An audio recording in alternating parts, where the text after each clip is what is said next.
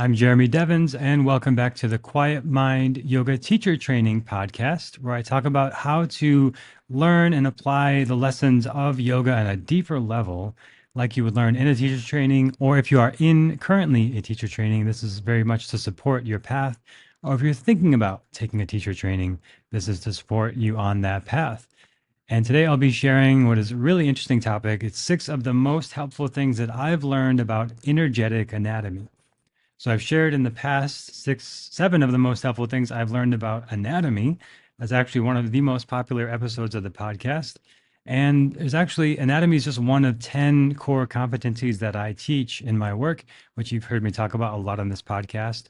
And another one of those is not just anatomy, but energetic anatomy. So what does that mean? How do you apply it to your life? We're going to get into that today. Starting with the first thing I want to share is number one, everything has an energetic effect. So this comes together in the sense of like in a yoga practice, every pose has an energetic effect. Everything you do has an energetic effect.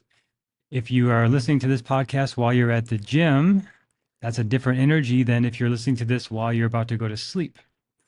And if you are listening to this and doing downward facing dog, it's very different energy than if you're doing headstand. Right? One of my teachers would say, if you want to change your perspective, literally change your perspective, go upside down, do a headstand. So that has an energetic effect of changing your perspective. Down dog has an energetic effect, oftentimes for people of grounding. And sometimes these energetic effects are more obvious and literal, like being upside down literally changes your perspective. And sometimes they're more personal and individualized. So I would not say down dog is grounding for everybody, but it can be. But these are the kind of things to be aware of if you are teaching yoga, and not to say that this breath work, this pranayama is always going to be calming or always going to be energizing. It depends on the individual, right? So everything has an energetic effect on a global level, but a lot of it is going to be individual and personal. Right. So if you have not slept in the last day, going into Shavasana, you're underslept, you're tired. Going into Shavasana might be a very easy time for you to fall asleep, or it might be a very hard time for you to relax. And you might feel even more stressed trying to lay down. So the energetic effect a lot of times is going to be individual to the person, but there are certain things that we can see. And one of the models we can use to look at that is the symbol yin yang. Very much well known, used in Western or Eastern medicine a lot. And this is one way to think about energy and the energetic effect of things that's really helpful. So there's the yin and the yang side. The yin side is the dark energy, the moon energy, cool, passive, dependent, nurturing, negative energy. The yang side is the sun, the light, warm, aggressive, independent, self-sufficient, positive energy. And we can think very obviously if certain poses are more yin, certain poses are more yang, certain lifestyle activities are more yin, certain ones are more yang. If I'm going to go to the gym, that's a more yang activity. If I'm going to go to a float tank, that's a more yin activity. If I'm going to a power vinyasa class, that's a more yang practice. If I'm going to a restorative class, that's a more yin practice. And within those classes, everything you do is going to be aligned with that energetic effect of the class. Ideally, that's one thing that's very important. I think if you are a teacher, if you call it restorative, do restorative yoga. Don't throw in a bunch of vinyasas at the beginning, unless you say it's a vinyasa, then restorative class. But that's a very important topic. I've been to many classes actually. Surprising how many where they call it restorative, but it's actually like a hatha flow, and half of it is restorative, right? So I think that's very important in your messaging and your communication of what you do as a teacher. And then to be aware in yourself as a practitioner of what are the energetic effects, right? If I'm ready to do a restorative class, that means I'm probably ready to lay down a lot, maybe tired, maybe already did a vinyasa practice that day, and I'm needing something more gentle and soothing. So I go to a restorative class. So keeping that in mind as a teacher or a provider of the space to do the restorative practice, that the person coming in is expecting restorative yoga. So give them restorative yoga. It's like if you go to an Italian food restaurant and they give you Mexican food, you wanted Italian food. Why are they giving you Mexican food, right? The same thing with what we're teaching. But a lot of that might be a lack of awareness and a lack of energetic awareness. And you just don't know. You don't realize that certain things have energetic effects. And if you go into a restorative class and you start doing vinyasas, that is a very different energetic effect than what a restorative class typically is. Now, this comes down to also little things, little details, right? Like if you are in Warrior 2 and your fingers are together, that's more containing energy generally. If your fingers are spread apart, that's more dispersing energy generally. And as a teacher, I might say something like, in Warrior 2, notice what it feels like if you keep your fingers together and the hand solid. And that might feel like you're containing energy more. Or notice what it feels like if you spread your fingers out. That might feel like you're dispersing energy more. And check in with yourself. What do you need today? Have you already had a very intense energy? You're feeling like you're kind of bottled up and tense. So if you do the containing kind of version of the pose, it feels like more tense. Or maybe you had a very tense day. So doing the dispersive version of the pose feels like you're releasing energy. So a lot of times the different ways of working with energy and the energetic effects are in a polarity like this, like yin and yang. So that could be one example of dispersive energy would be more like the yin energy, I think, right? There's actually open to debate with some of these ideas. And the containing energy might be more yang. I could actually argue both ways on that. So that one's not so important, but just to say that any of these polarities or these opposites, they often are coming in opposites like this. They're often coming in pairs. So there's containing and dispersing energy. There's examples of like contracting versus expanding energy. So we can emphasize contracting asana like curling in like forward folds, or we can emphasize expansive asana like back bends, lifting the heart. Now, again, you could argue this the other way because when you're curling in, you're actually expanding the back of the body, the ability to receive. And when you're doing a back bend, lifting the heart, you're actually opening the front of the body and contracting the back of the body. So you're opening the ability to give on the front of the body. We'll talk about this in a minute, in a little bit with the chakras as well. But the front of the body is typically where we express energy out, and the back of the body is where we receive energy.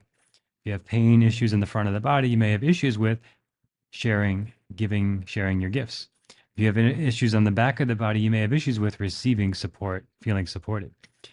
Again, generalizing here, generalizing. So the energy is going to be dependent on each individual, but there are some general patterns that we'll see as we work with enough people.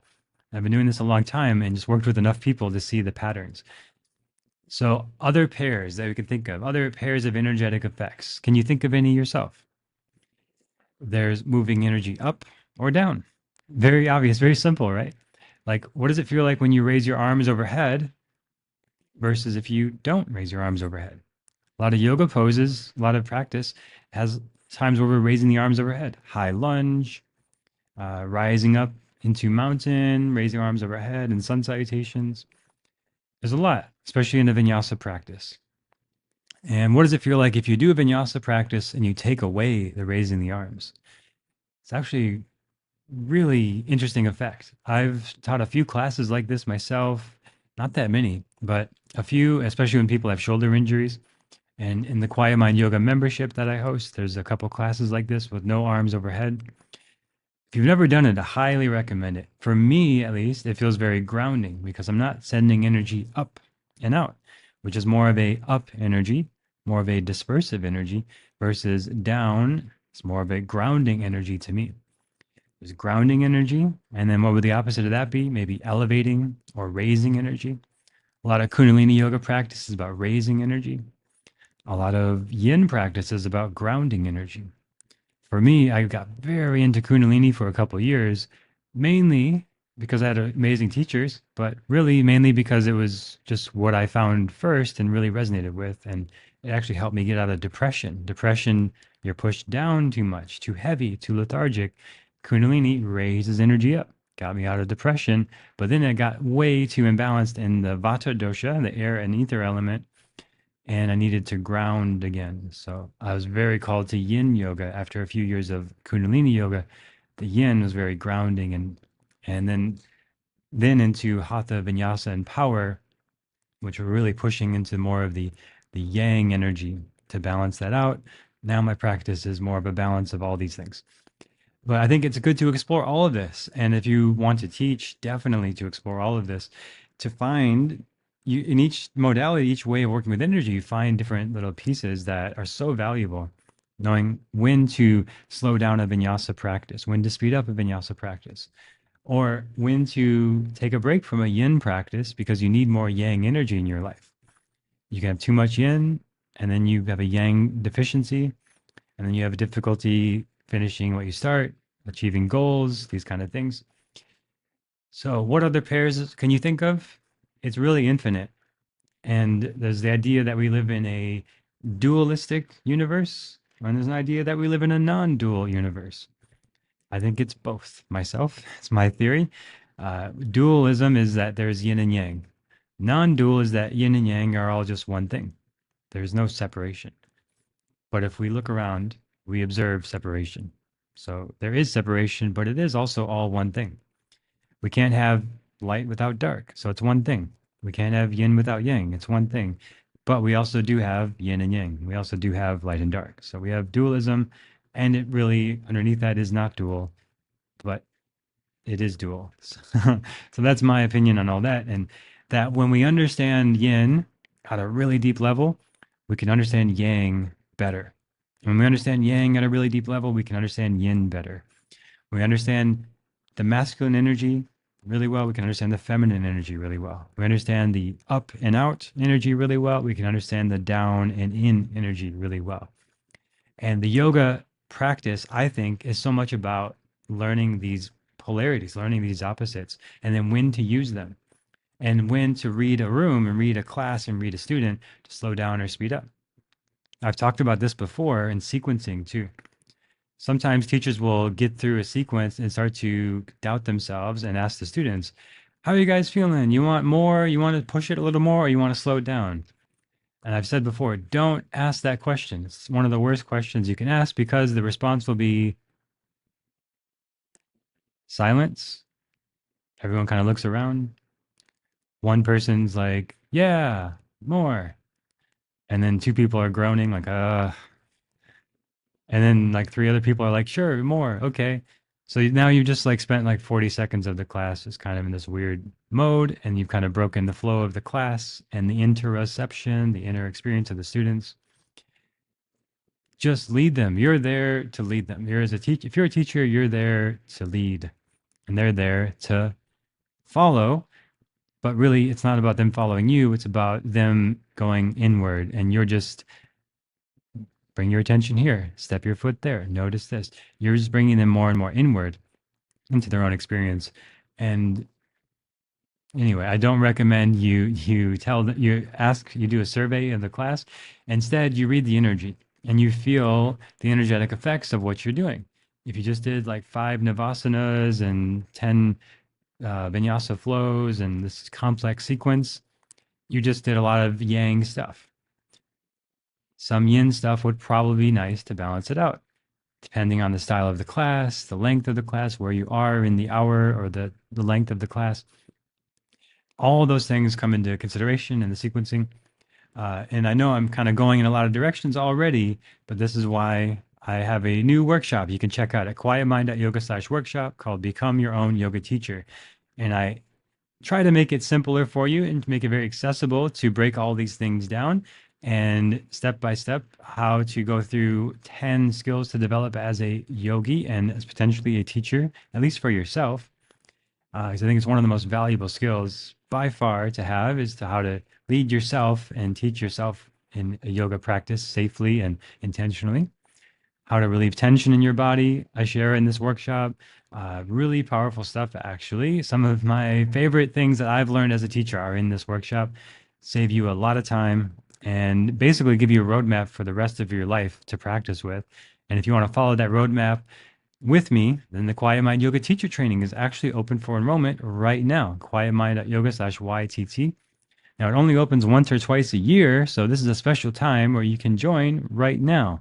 And it will be closing very soon. If you catch it later, you can get on the wait list for the next time it opens. But it is open now, quietmind.yoga/YTT. And that is where I guide you through these 10 core competencies of yoga with live sessions, on demand videos, and an in depth workbook. You get lots of practice, way more than most teacher trainings, where you actually have experience teaching by the end and you are ready to go forward and teach others if you desire, or at the very least, teach yourself and have this lifelong life skill that I think is probably the most important life skill besides like cooking and communication and hygiene. This is like spiritual hygiene, mental, emotional, and physical hygiene. To know how to work with energy in your body, how to strengthen, build flexibility, build balance, and use these tools. Know how to regulate your nervous system. Oh my God. I could probably just say regulate your nervous system and just call it that. And that would be one of the most valuable things I could ever offer. I mean, it's constant. We're constantly needing to know how to do this, and yoga gives us the tools. And I give you the trauma informed tools based on my 7,000 plus hours of teaching and I don't know, 21 years now in health and wellness, 12 years of that teaching yoga. So lots of experience here sharing my life's work with you. And that's in the Quiet Mind Yoga Teacher Training. I love offering this. And it's a small group limited to just 6 people to go really deep with each person who joins. So if you're wanting that kind of deep one-to-one mentorship and guidance in a small group to go really deep in your yoga practice, that's the way to do it. And that breaks down the energetic anatomy, the physical anatomy, the meditation, all the things, uh, the business stuff as well, which most teacher trainings don't do, the sequencing, all of this is in there. Even if you've already taken a teacher training, I've had so many students come to me from other teacher trainings, blown away by how much more organized and clear this training is, and how much more applicable it is to actually use it. Right? I don't care about just teaching you theory and just talking. I want you to use this stuff and apply it to your life. And hopefully, you're already seeing how you can use this idea of polarity in your life. Right? So if you've been in a more yin space for recent days and starting to feel a little heavy, a little too much yin, do something yang. Go for a walk. Get out in the sun. Sunbathe. Go to a vigorous class. Do a vigorous practice. Do just a couple vinyasas, right? Or if you've been too much yang lately, do something yin. Take a nap. Do a restorative practice. Put your legs up the wall. This is a very common thing when I was teaching all over town all the time in Austin, Texas, and going to all these classes. And I'd see other teachers also doing that. We had a kind of joke. We'd see each other in the back in the break room in Viparita Karani, legs up the wall pose. That's like a great way to quickly reset. 10 minutes, 15 minutes when you're rushing around, driving around town, just even 5 minutes, legs up the wall, just to bring in some of that yin grounding energy when you've got a lot of moving, dispersive yang energy going on. So even 1 minute, I'm just trying to convince when you get in that yang mode, it's hard to break it. Even just 1 minute, legs up the wall, to help balance you out. So again, everything I teach, I want it to be practical and you can apply it now, right now, if you want to use it, including now, number 2. You want to address issues at their most subtle. So this is what I'm talking about. If you start to notice you're a little too yang, a little anxious, a little angry, address it now. Don't wait. Don't wait till it blows up. Right? It's like if you put water on to boil, you know if you wait a while, it's going to boil. And if you wait a long time, all that water is going to evaporate. There's a very natural, obvious thing that's going to happen there. And it all starts with turning on the fire on the water. And we want to address issues when they first start, when we notice, right, you've just turned on the fire, like you've been a little too yang recently, you've been a little too yin recently. For me, a tropical storm just passed through my region of Mexico where I'm staying, and it was almost a hurricane, very close to coming through here, which happened 2 years ago. But it just passed us. But that tropical storm, like, okay, right away, it's coming. I see it. So we're going to prepare for it. I'm going to get extra water, extra food, right? I know this could become a big storm, so I'm preparing for it, before it's a big issue, right? So there's that sort of thing as well, of noticing when obviously big things externally are more subtle and addressing them, but where it's most valuable is internally, is where, okay, like right here, we've had the storm come through. So it's been very rainy and stormy for like 2 weeks now. And that means a lot more time indoors, even though I live on the coast by the beach and it's usually sunny all the time. So I'm like missing my sun time, my beach time, and can't complain too much. Life is good, lots of high quality problems. So, but I can say that it's been more yin, more damp, more wet. It's raining all the time. It's cold. It's dark. So there's a lot more yin energy in my body. So I need more yang energy to balance it out before it becomes a problem and I start to feel like heavier, lethargic, sadness, depression, even at its extreme. That's the kind of the path, right? I know as someone who struggled with depression in the past, if I don't do these things at their most subtle, then I could go down that path. Those wires are still, those neural pathways are still in my brain. I've rewired a lot of them, but I know it's still there. And if I let myself just sink into that yin energy too long, that passive energy too long, I can slip into that depressive state over time in the long run. So I address it when it's subtle. I'm starting to feel a little heavy, I'm wanting to sleep in more. My energy's a little lower. All right, I'm going to make sure I go for a walk. Even if it's raining, I'm just going to do the walk. Make sure I go to the gym, make sure I do something physical. Yeah, if the gym is closed from the storm, just do a bunch of push-ups, use my body, address it when it's subtle. In relationship, this is a huge thing, right? And we see it in yoga as a relationship to ourselves, to our true selves, but in relationship to others, these things have become very obvious, right? Like if you have a spouse and they do something that irritates you, or they say something or complain about something or whatever the thing is, and you let it sort of fester. You don't address it. Oh, you didn't say it at the time. Okay. And then it happens again 2 days later and you don't say it again. Now it's becoming this thing. It wasn't a thing before. Now it's a thing. And it's starting to get all this energy behind it. And then three, four more times it happens. And now when it finally comes out, it's a big thing in yourself. It's more of an issue. You've got tension in your body. You've been holding for a couple of days. Now it comes out with all this charge and they receive it with your charge and they respond with, you know, and it becomes this big thing. But if you just addressed it when it was more subtle, like, oh, hey, could you please not say it that way? It feels a little critical or whatever the thing is, address it when it's subtle. And then it's addressed. And if it happens, it probably wouldn't happen again, like that same criticism, because you've addressed it and you've communicated your needs. And this can avoid so many problems and conflict in relationship. But it starts with that relationship to self in your yoga asana practice. So you notice you're doing vinyasa practice for a few days. That's something that happened to me. I wanted to do vinyasa every day for 30 days as a challenge because I like these little challenges. And 6 days into it, my shoulder was not happy. And every chaturanga, it hurt a little bit more. So I was like, oh, maybe tomorrow will be better. So the seventh day, again, same thing. It actually is okay. It's not so bad the first time, but then the third time, fourth time, okay, it's back. The shoulder pain is there. Okay, let's just see. Maybe it'll go away. Yoga seems to help a lot of things. Maybe it'll go away. And then the eighth day came back and it was worse. So I stopped this 30-day challenge and just started to focus on taking care of my shoulder because I know from experience that this issue is becoming more and more gross. It started as a subtle thing, just a little tweak, like, oh, that doesn't feel so good in my shoulder. Now it's becoming gross, and I'm having like literal pain in my shoulder and needing to kind of tweak how I do the pose and do the chaturanga to avoid the pain. But now I can't avoid it. It's getting worse.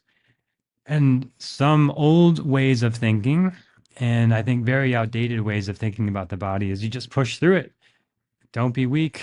It's like Bikram kind of style or some Ashtanga style. Just push through it. The pose is not correct. Student is incorrect. So I do not agree with that particular way of thinking about it. I think your body is always communicating with you. And it's very important to listen to your body. It's what we're doing in yoga, we're listening to the body. So you got the pain in the shoulder, address it when it's subtle. And I did. And I did more like physical therapy kind of stuff for the shoulder, some gentle stuff for a few days. And it was fine, back to normal. And I could do the vinyasa practice again, but I didn't need to do it every day and do all the chaturangas and all this. And you could do vinyasa with no chaturangas because everything again has an energetic effect. And it's like, why do we do chaturanga in vinyasa to begin with? Right? If you do that step, the first thing I shared of noticing everything has an energetic effect, it starts to question everything. It's like, why do we do down dog so much? Why do we do chaturanga so much? Is there something else that has the same energetic effect without the repetitive stress on the shoulder joint? Or without the repetitive hamstring stretching that we do in most vinyasa practice or yoga practice. So much stretching for the posterior chain and the hamstrings. Why? That's just what is in the Ashtanga sequence, and vinyasa is a derivative of Ashtanga. So that's just kind of carried over that there's so much hamstring stretching, seated forward folds, standing forward folds, wide-legged forward folds, etc. Down dog. So many hamstring stretches. Why? What about the front of the body? What about the quads? What about the shins? What about the core and everything else? We don't, in the side body, especially. What about the outer hips, the IT band? That's all just as important. We don't do 50 IT band stretches in a yoga class. Why do we do 50 hamstring stretches in a Ashtanga class? So that's looking at these things when they're more subtle too, is like you start to notice in your practice, hey, I'm doing a lot of the same kind of stretches in these classes. Maybe I'll go and do my own practice and balance it out. And then the other part of this is your thoughts create your reality. So not the physical level, but the mental level. Your thoughts create your reality. And so many great books talk about this, As a Man Thinketh, and so many others, Think and Grow Rich. A lot of this, like old timey wisdom. I love Earl Nightingale. The Strangest Secret in the World. It's a great audio. I love it. I listened to that countless times. I'd like to tell you about the strangest secret in the world. I love his voice. I hope to have that voice when I'm older. It's great, deep, bassy voice. But anyway, he talks about this a lot. If you want to hear more about this kind of idea, just from a New Age thought kind of perspective. But this actually is in the Upanishads. It's not just a New Age thought. It's actually in the Upanishads that your thoughts create your reality. Your thoughts create your emotions. Your thoughts create how you think about everything. Right. So if you're watching the video, there's a little graph of this. Your thoughts create your feelings, which create your actions, which create your results, which create your beliefs and your thoughts. Right. So if I say every time I go and I'm not a great cook, right? Every time I cook, my belief is I'm not a great cook, right? That's the belief. So I feel a little insecure about cooking with people who are great cooks. So my actions are I don't even try to cook, and the results are uh, I let them cook instead, and they don't even know. So that validates my belief. Yeah, I don't even try. Why even try? Don't even bother trying to cook. I'm not even that good. So that perpetuates the feelings and the actions of not cooking and the results of never even trying. Uh, but if I follow a recipe, I'm actually pretty good. So my belief and thoughts are now like, hey, if I just follow a recipe and try that out, I feel my feelings now are a little more inspired and a little more hopeful. And my actions are that I try the recipe. And the results are it either turns out good or bad. And then I choose how to interpret that with my thoughts. So the thoughts are so much of them are just an interpretation. I could make the worst dish ever, and they're like, this is terrible. You're a terrible cook. Don't bother. And my thoughts could be, you're right.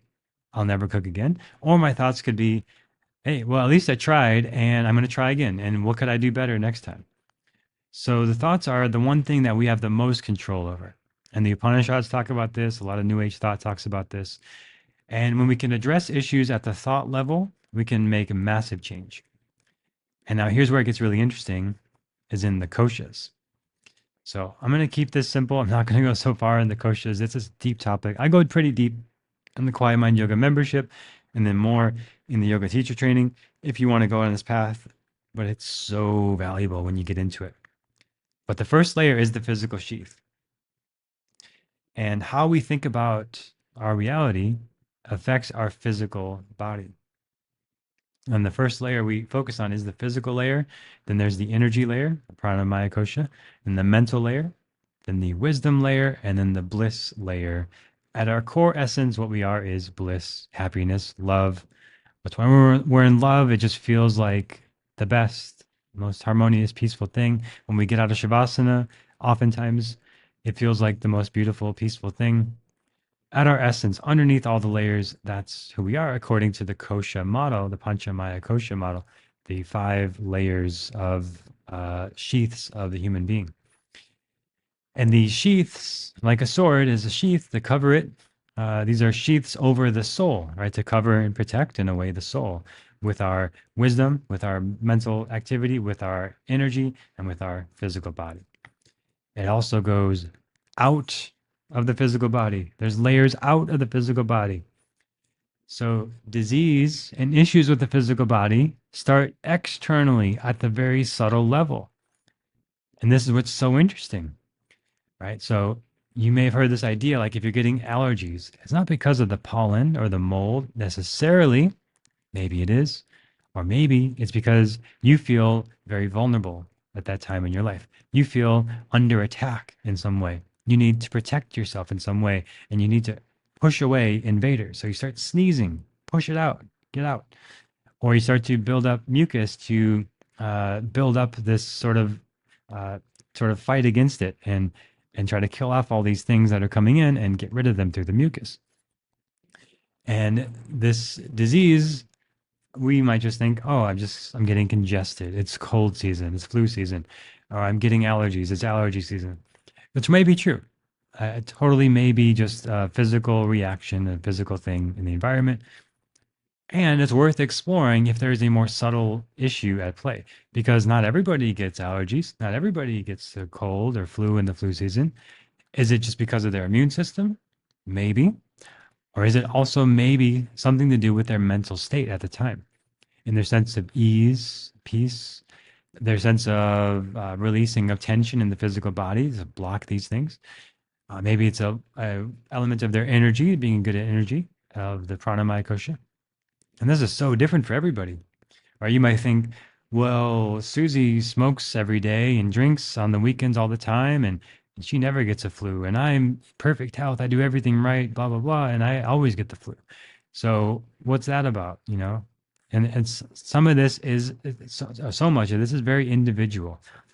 In her mind, smoking and drinking and doing all the drugs or whatever, eating the terrible food, there's no resistance to it. There's no judgment of it. There's no shame about it. She's listening to her body and it feels right for her and it works for her. There's no resistance. So, this is one way the energy may be working through that physical body. And your body may need different things. And for me, an issue I had was a lot of times getting in my head about this stuff. Well, this study says this, and this book says that, and this teacher says I should eat this way, and this person says I should do this exercise or this thing.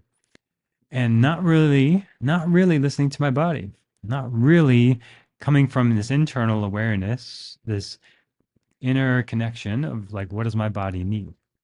So my thoughts were more like, just try to listen to everyone else. And then I would try to feel and believe that and act upon that, but the results were not what I expected.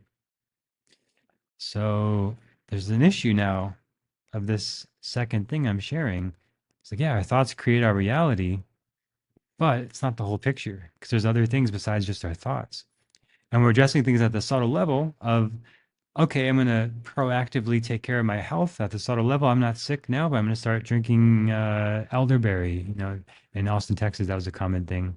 Elderberry to help avoid allergies. That's also it works very well there for the particular allergens there, or other things for you. So addressing things when they're most subtle. You feel like lonely. Maybe you need to ask a friend for a hug. You let that perpetuate. You start to feel very lonely and very sad, and then your body becomes more susceptible to disease. So you try to address these things at the subtle level, on the thought level, but that's not the whole picture. And as we start to address these things, we start to listen to the body, and we start to question these ideas of like, I should eat this way, I should eat that way. This person says this yoga practice is the best. I should do hot yoga every day. That's the thing. That's the best. Science says it. Or I should do whatever, yin yoga every day. Science says that's the best thing. Well, everything can be a poison or a medicine. This is the third thing that I've learned about energetic anatomy that I want to share today is everything can be a poison or a medicine. So again, you might know these people who've smoked and drank their whole life, and somehow they live to 100. They seem okay. I mean, could their quality of life be better? Probably. But are they complaining? Probably not. They're probably happy to drink coffee, smoke cigarettes, drink when they want. They're probably pretty happy actually. And this is where this idea of from Ayurveda comes. Everything can be a poison or medicine depending on the dose, depending on the individual. So one thing I've learned for me, as a silly example, is just moving to where I moved. My diet changed dramatically. I came here and trying to eat like I ate in California or in Texas or in Minnesota. Just no, no, no, no. Your environment changes, your diet's got to change. Your lifestyle changes, everything's got to change, right? And in that case, what was once a medicine to me could actually become a poison. So I was eating a lot of pitta kind of things. And when I was living in California, it was very damp weather the whole time I was there.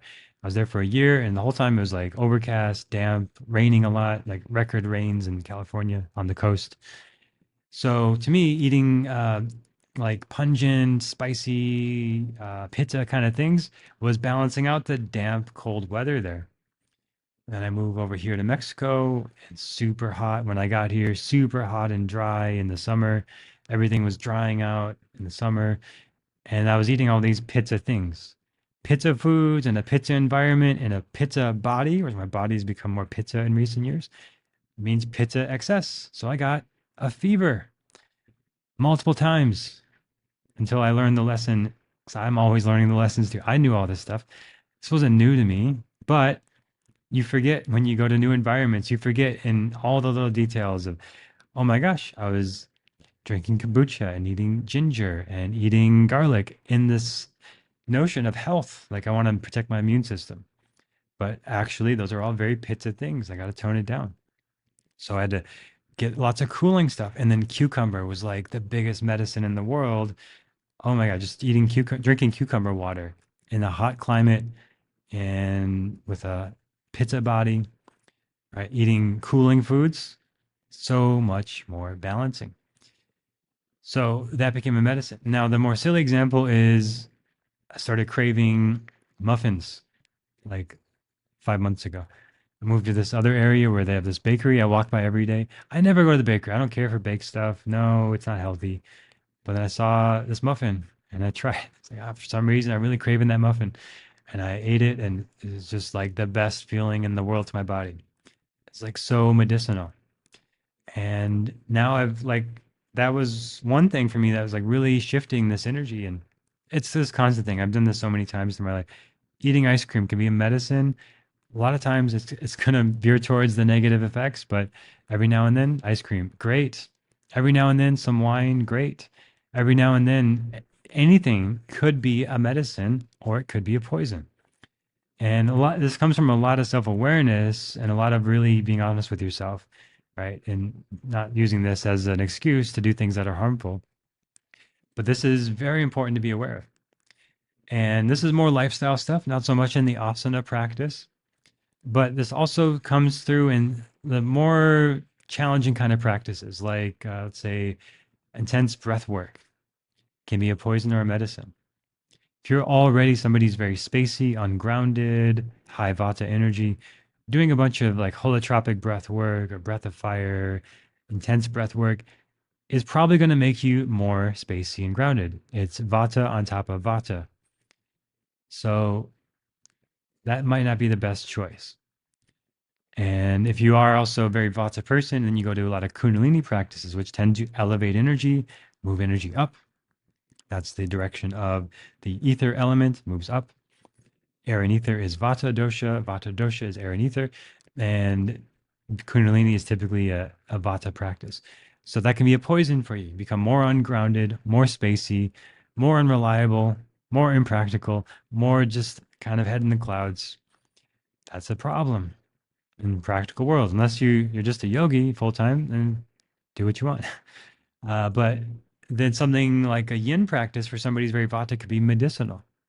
Doing some slow yin stuff, doing some yang stuff, some pitta stuff, right? So if you have too much vata, you need more pitta or kapha, depending on, again, you kind of listen to your body, listen to yourself. And it helps to have a teacher, helps to have guides for this, helps to have a lot of understanding of the different energies you're working with, like in a teacher training, like I teach in the Quiet Mind Yoga teacher training, show you how to be aware of energy, how to notice what could be more medicinal for you, what could be more poisonous to you. Strong word, but more harmful to you. Because everything can be a poison or medicine. And you might have said, I'm never going to drink alcohol my entire life. And then you try a sip of wine and it just relaxes all the muscles in your body. Maybe, maybe not, right? Or you say, for me, I said, I would never do Bikram yoga. I didn't agree with Bikram as a person many years ago before all this stuff came out. It's just like, something doesn't feel right about this guy. I don't like it. But then I was like, well, I've never actually done it. So I don't know what I'm talking about. I'm just assuming what it's like. So I did a 30-day Bikram series and it felt amazing. I was like, damn it. I wish it didn't feel so good for my body. But I was so vata. I was coming out shortly after my Kundalini immersion phase of years. All that routine, it's the same thing every time. Oh, so relaxing. And then the warmth, and I was doing it 5 a.m. and 5:30 a.m. in the morning for 90 minutes. The cold mornings in Austin, Texas, so warming, felt amazing. So that was medicinal for me. But then it started to become like, I don't like this. I don't like the dialogue they say in the class. I don't like Bikram. Can I get some of those things without that? Right. But it's something I thought I would never do. And I did it. And it was so good for my body. And I'm so glad I did it. It's just to gain that perspective. So everything can be a poison or a medicine. Fourth thing I want to share today is like increases like. So just like I've already shared, and this will be a shorter one because I've already talked about it a lot.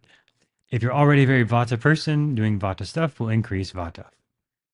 If you're already a pitta person, doing pitta stuff will increase pitta. If you're already a kapha person, doing kapha stuff will increase kapha. Now, those are the three doshas of Ayurveda I'm using. Vata is air and ether, up, space, ideas, creativity, imagination. Pitta is fire, action, drive, power, strength, force. Kapha is earth and water, density, slowness, groundedness, stability, putting things together over the long term, sustaining things. So if you do things that are grounding and you're a grounded person, you're going to be more grounded. This kind of person is more likely to get married for life, versus a vata person more likely to be single for a long time. Pitta person more likely to date a lot of people and just get out there and go. I'm going to date 10 people this week. I'm going to check it off the list, right? Pitta is very like accomplishing, checking things off the list. So if you do more pitta things, like drink coffee, have a to-do list, have a coach, rush around, have 5 businesses, this is all pitta kind of stuff. You're going to be more pitta person, and like increases like. You start on the subtle level, a little more pitta, it becomes more and more gross. And now you start to have start to have symptoms of excess pitta, not fear. Fear is more of a kapha or vata thing. But pitta symptoms are more like anger, frustration, irritability, dryness, rashes, burns, cuts, inflammation, flame, it's in the word. These are all pitta excess issues, migraines, headaches. Headaches could also be vata.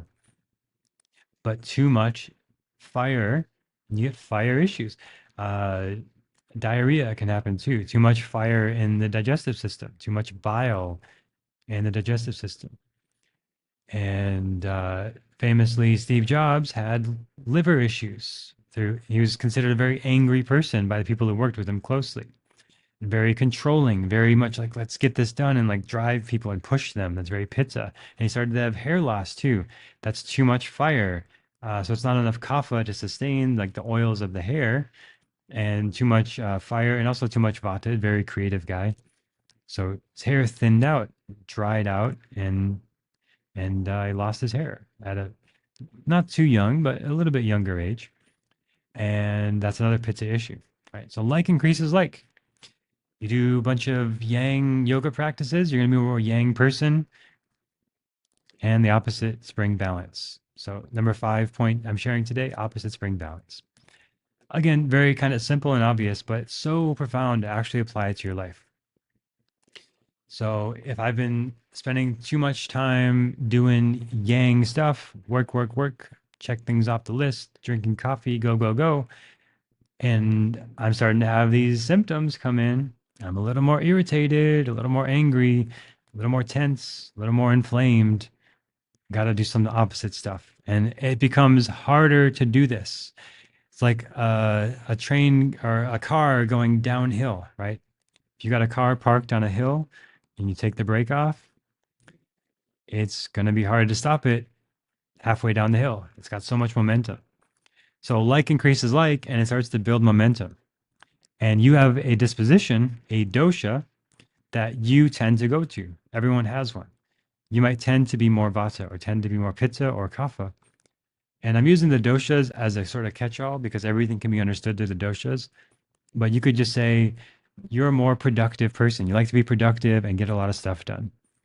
So if you know that tendency and you start to drink a lot of coffee and try to be more productive and you're listening to all this hyping up stuff like on YouTube, like you got to do this with your business and you got to push it and you got to crush it and you got to hit those goals, and you go to the gym and you listen to intense heavy metal music and you push your body and you just push, push, push, you've got a lot of momentum going in that direction. And then oh, I need to go to yoga. I'm going to go to a vinyasa class, and it needs to be hot vinyasa. I need to sweat so I know I did something, right? You all know these people. You might be this person. Hello, thanks for listening. And if you know what I'm talking about, you know that momentum builds up. And you got to bring the opposites in to balance it out, or you're going to have issues. You're going to have disease. You're going to have blowups. You're going to have accidents, cuts, scrapes, things like that.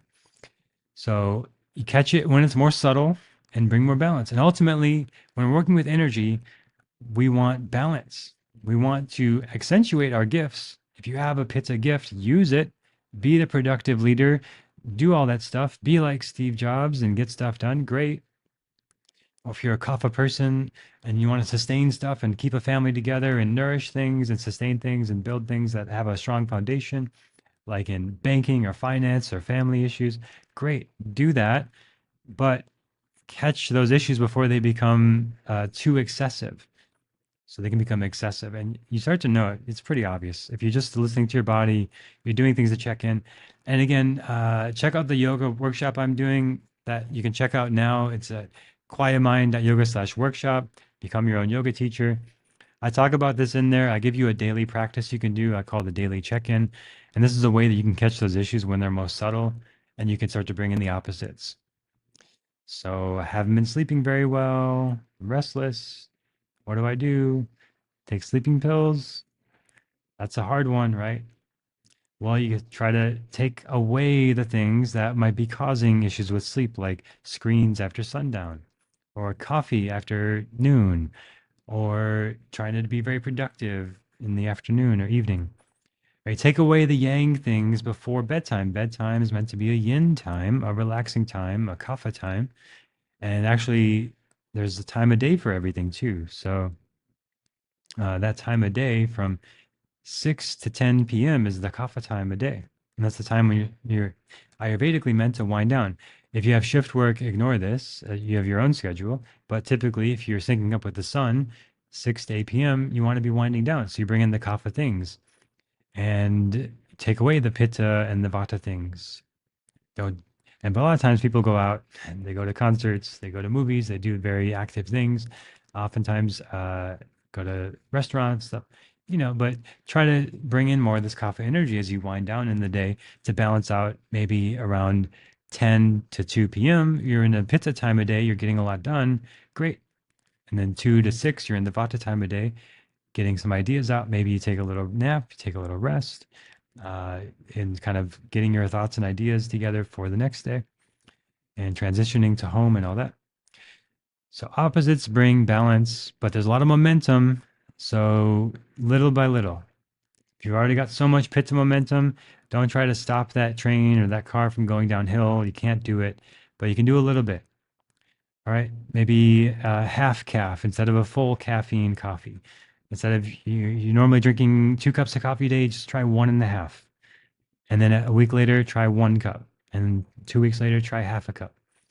Or if you're doing like only hot yoga, try adding one yin class to your rotation, little by little. And that's how you start to come to a more holistic, balanced experience where you have access to all of these energies all the time. Especially if you want to be a teacher, you really need to be aware of your energy because a lot of teachers are unconscious of this and they just dump their energy on the class. They come in with their cup of coffee and they've been running around all day and they're so productive and excited and we're going to kick your ass today. It's like, it's just a hatha class, chill out, you know? Yeah, but some teachers are like this. They bring their energy into the class because they don't have the energetic awareness of the energetic anatomy of the doshas, the koshas, the chakras, all these things to balance them out. And as we're trying to balance them out, we want to be aware that anything, any energy in the body, including the chakras, can be excessive or deficient, receptive or projecting, taking in or giving out. And we can see this. If you're not familiar with the chakras, welcome. You've got quite a journey ahead of you. This is a lifelong study, very fun topic. Anna Day Judith, check her out. Great books. But if you are a little more familiar, you know the 7 chakras of the body, and they can be excessive or deficient. Any energy in the body. But we're just going to talk about the chakras here. And this is something that I learned that was really helpful for me in my path.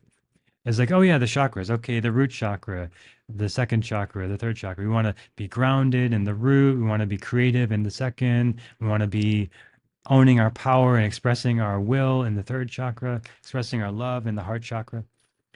But then learning it can be excessive, right? Heart chakra is excessive. You're giving too much love. You have no boundaries. You're giving too generous to people who don't appreciate it, who are walking over you, or deficient in the heart. You have grief, you have sadness, you have unexpressed pain to feel, and you close off your heart and you can't receive love. And you receive love through the back and you give love through the front. This is a model that I think is valid and true. You might disagree. Great. Please disagree with me a lot. Question everything I say, question everything everyone says. But I've experienced this very much myself, right? If I feel like low back pain, I'm not feeling supportive in my willpower and in my creativity. And second chakra is the flow of the water element. It's currency, it's money, it's sexuality as well, but it's the flow of energy and currency, money is one of those things. And when I was feeling really in a bad place financially and unsupported financially, I had a lot of low back pain. Right? It's not just physical pain in the back, but there's an energetic thing too here with the chakras. And I was feeling deficient in the low back, deficiency of support.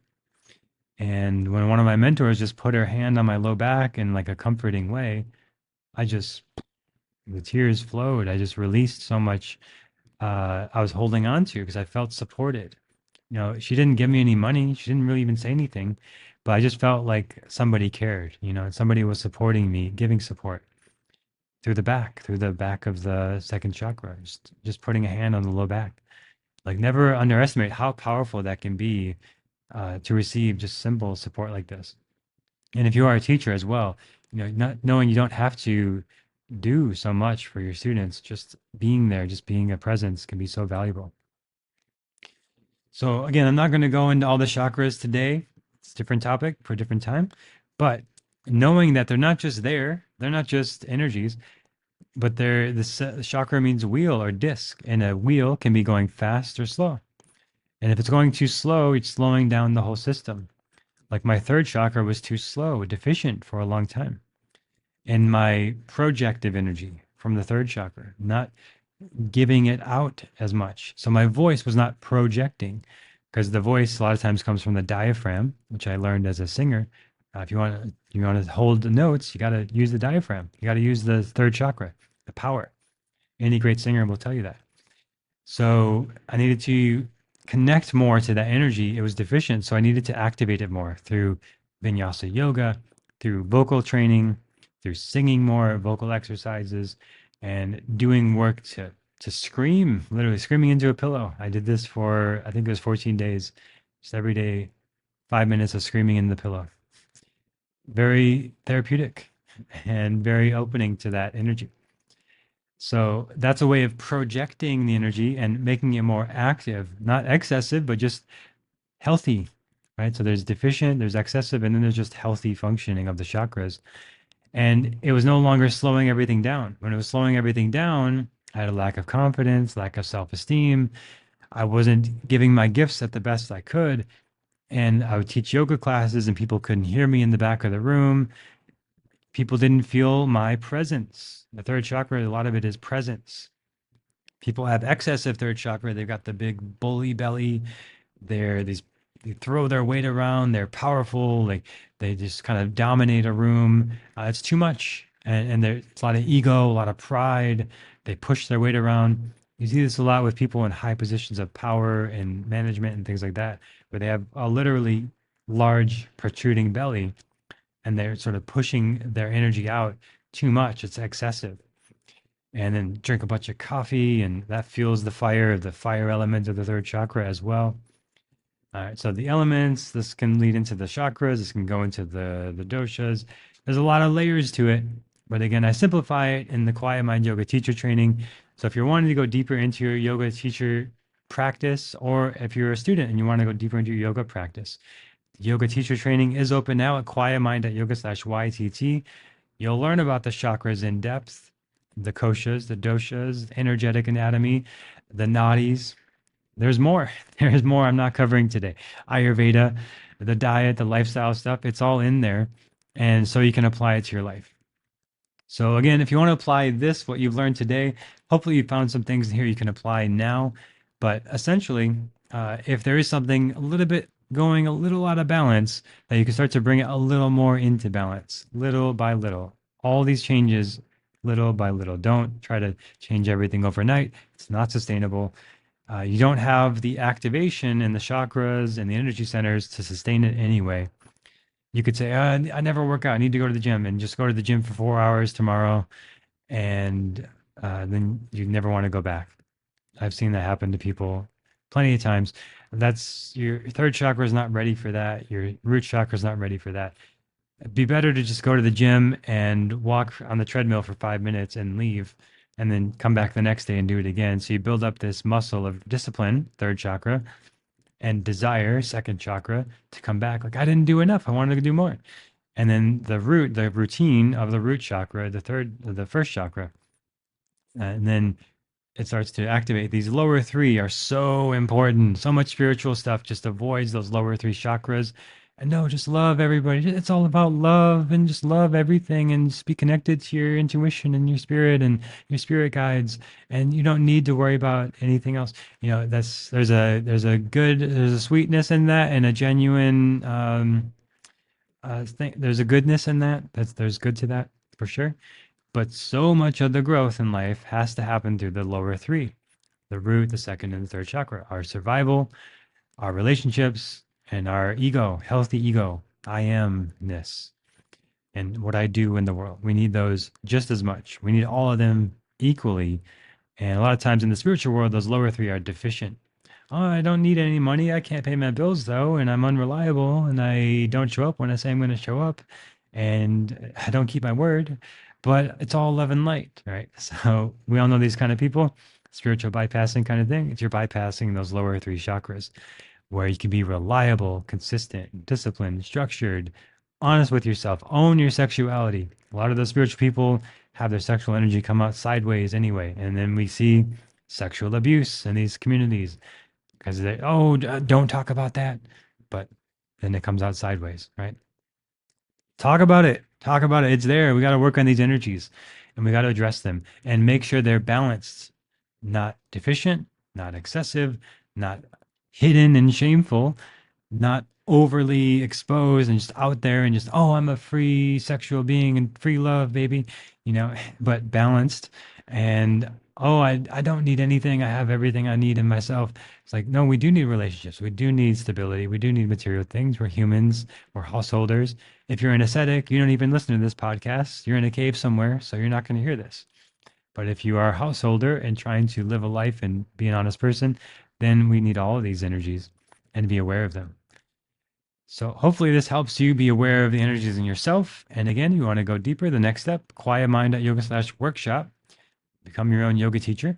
And then the next step beyond that, if you want to go really deep with me, the Quiet Mind Yoga Teacher Training at quietmind.yoga/YTT. Also, the link is in the show notes. And it's not just for people who want to teach yoga. It's not just for people who want to get certified. If you're already certified, you'll learn a ton. I've had so many people say, I learned more in one training than I did in 20 years of other trainings who are already established teachers. So I know not everybody's going to have that experience, but I think it's pretty darn good, pretty good training. It's my life's work. And if you're new and you're like, I don't have much experience, well, practice, start practicing a lot. You can meet with me, send me a message. I'll see if you're a good fit. I generally recommend you have about a year of experience before joining, but you don't need to be an expert. You don't need to do scorpion pose or any crazy advanced thing, but you do need to be willing and open to explore this physical body, this mental body, this emotional body that you have through this practice of yoga, of uniting all those things and being curious, being open to learn. That's all I ask, and you'll learn so much. It's such a great, beautiful thing to see the growth that people go through in the training and how fast they're able to apply this. It blows my mind because it took me a long time, but you can do it in a pretty quick time. By the end of this year, you could be teaching classes as a yoga teacher if you want, or if you're already a teacher, teaching deeper classes, more aligned, more authentic classes, and using these 10 core competencies of yoga that I talk about. So that's all for today. Thank you for listening. Hope you enjoyed the Quiet Mind Yoga Teacher Training podcast and look forward to sharing more with you next time on the podcast.